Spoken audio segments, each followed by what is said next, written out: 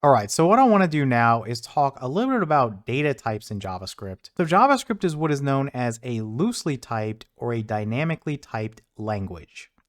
So the variables in JavaScript are not directly associated with any particular value type, and a variable can be assigned and reassigned values of all types. So it's the value itself that has the type, not the variable. Okay, so I want you to remember that. It's the value itself that has the type, not the variable. So what I'm saying here is that when you assign a value to a variable in JavaScript, you don't need to specify the data type.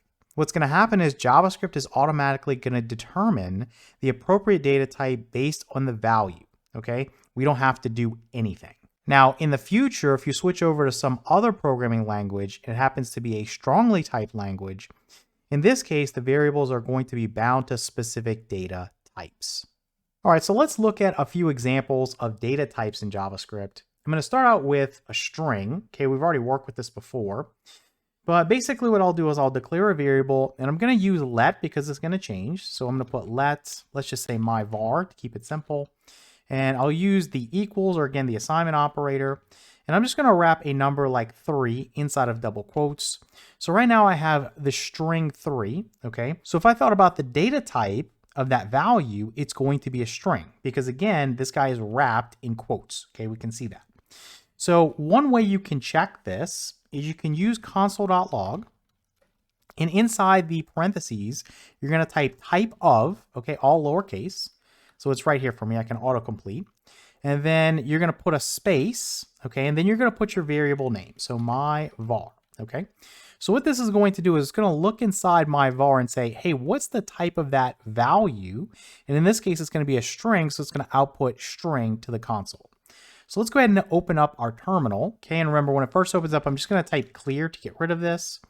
To run my file, I'm going to hit node space basics.js, hit enter, and you see that you get string right here. Okay, so that's from the type of. So let me minimize this. Okay, get that out of the way. And so if we change the value that's assigned to that variable, notice that this type of operator will give me something different. So now let's say we did my var, and let's set this equal to the number 3. Okay, so I didn't surround it with quotes, it's just a number now. And so if I go back to my terminal, okay, and I run the program again, remember you can do this really quickly by hitting the up arrow. So we're going to clear it, and then I'm going to run it, and I'm going to get number now. So instead of string, I'm going to get number. And let me reduce the zoom on this a little bit. So I'm going to come down just 1 notch. Okay, so let me go ahead and clear this, and let me minimize this. And let's talk about numbers in JavaScript because there's a lot to know here. When you work with numbers in other programming languages, you generally have to say, I have a decimal number or I have an integer. In JavaScript, you don't have to do that. So I can change my var to something like, let's say 3.579, okay? And if I run the program again, I'm still going to get number as a result, okay? Nothing changed. But again, if you switch over to some other type of language, you might have to say, hey, I have a floating point number, or I have an integer, or something like that. In JavaScript, you just have number. Now, additionally, we also have a data type known as a Boolean. And the value for a Boolean can only be a true or a false. Okay, so this is used to help us make decisions in our program. Let's kind of change things up. Let's say something like const, and we'll say is drinking age, something like this. And right now we'll just set it to true, okay? And so it's true, it's not surrounded by quotes or anything. If you surrounded true with quotes, it would be a string. But if you have true, not surrounded by quotes, it's a Boolean, okay? So if I do my console.log, again, if I use my type of operator and I say is drinking age, if I put that in there, again, what this is going to do, it's going to look inside is drinking age. What's the value there? Well, it's true. True is a Boolean, okay? So that's what it's going to give me as a result. So let's go ahead and open up our console and let's clear this. And then we can run it and we get Boolean, okay, as our data type. Okay, let's minimize this once more. All right, now let's cover undefined and null. These are a bit confusing when you first come across them. We already know that if we declare a variable, let's say let my var, and we don't give it a value, JavaScript is already going to assign the value of undefined for us. Okay, so it does that automatically. We don't need to do anything. So if I console.log my var here, again, the value stored in there is undefined. So let's go ahead and pop open the terminal. Let's run this, and we're going to get undefined, okay? But what is a little confusing here, let me just kind of drag this down just a little bit. We'll come back to it in a second. If I did console.log and I did typeof and then my var, I'm going to get undefined as well, okay? It's going to show up in a different color because one is saying, hey, what is the value stored in my var? Well, the value is undefined. The other one is, hey, what's the type of the value stored in my var? So the value stored in my var is undefined. The type of that is undefined as well, okay? So that is a bit confusing. Let's go ahead and run this, and you'll see undefined as the value and then undefined as the type. Again, notice they're showing up in different colors. So let's go ahead and clear this, and now let's talk a little bit about null, okay? So null is quite confusing, but null is something you have to do. Okay, you have to assign the value of null. It won't happen automatically.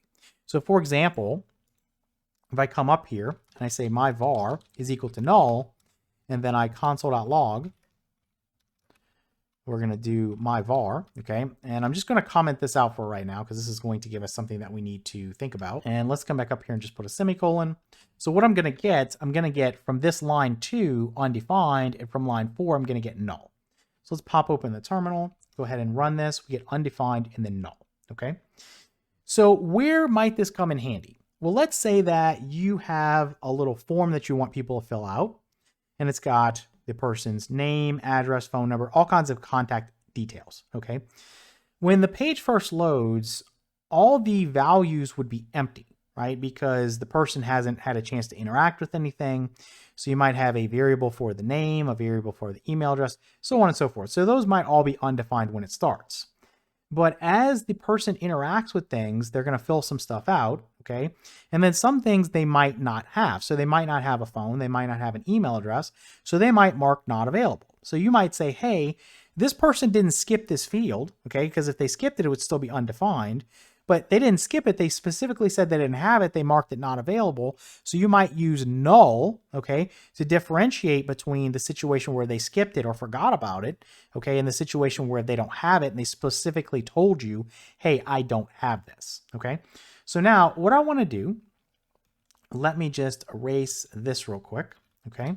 And I want to do typeof real quick.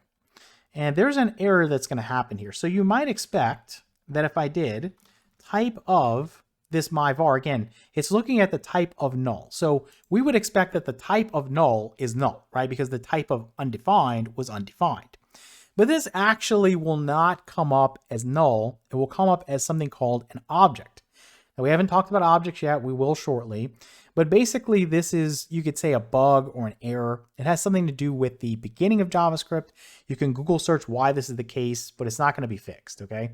So if we pop open the terminal and we run this, we get object, okay? And again, this is some sort of bug. So you would expect that to be null, but it's actually object. So let's go ahead and clear this. So as of right now, there are a total of 8 data types.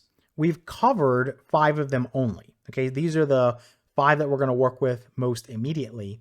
So we talked about strings, we talked about numbers, we talked about Booleans, we talked about undefined, we talked about null. We did not cover something known as symbol. We did not cover something known as big int, and we did not cover objects. So the symbol, the big int, and the objects, we're going to talk about these more as we progress through the course.